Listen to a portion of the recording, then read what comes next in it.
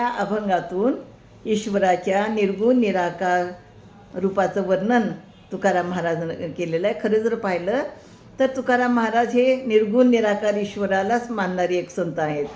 पण भक्तासाठी त्यांनी सगुण रूप हे समोर आणलेलं आहे आणि त्या माध्यमातून ते भक्तांना विठ्ठलाचं किंवा परमेश्वराचं महत्त्व ते समजून सांगतात.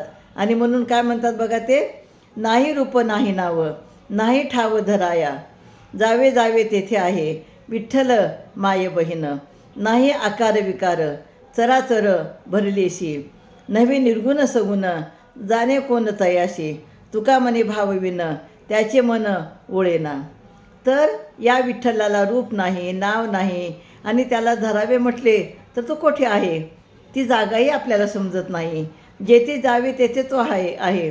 असा हा विठ्ठल आमची माय आहे, आमची बहीण आहे, आमचा बाप आहे. या विठ्ठलाला कसलाही आकार नाही, हा विकाररहित आहे, हा सर्व चराचरामध्ये व्यापलेला आहे. विठ्ठल निर्गुण नाही आणि विठ्ठल सगुणही नाही. त्याच्या मूळ स्वरूपाला जाणू शकेल असा कोणीही नाही. तुकाराम महाराज म्हणतात, शुद्ध भक्तिभाव मनात असल्याशिवाय याचे मन आपल्याकडे वळत नाही.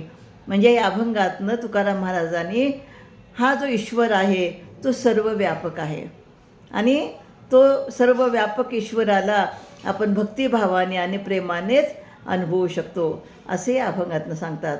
रामकृष्ण हरी.